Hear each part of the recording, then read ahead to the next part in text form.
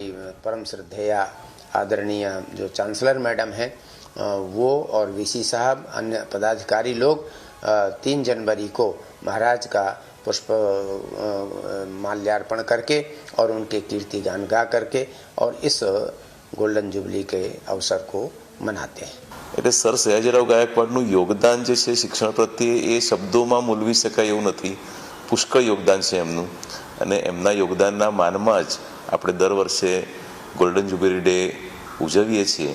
અને તે દિવસે સયાજીરાવ ગાયકવાડના જે સાયન્સ ફેકલ્ટીની અંદર એમનું જે સ્ટેચ્યુ આવેલું છે એમાં આપણે ફૂલહારનો કાર્યક્રમ રાખીએ છીએ દર વર્ષે.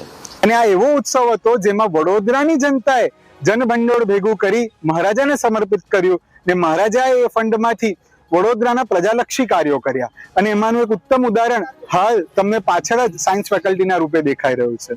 શિક્ષણ હોય, સમાજ સુધારણા હોય, એવું કોઈ કે રાષ્ટ્રભક્તિ હોય, એવું કોઈ ક્ષેત્ર બાકી નથી જ્યાં વડોદરાના મહારાજાનું યોગદાન ન રહ્યું હોય. એટલે આજના દિવસે આપણે એમને ભાવભીની શ્રદ્ધાંજલિ અર્પિત કરીએ.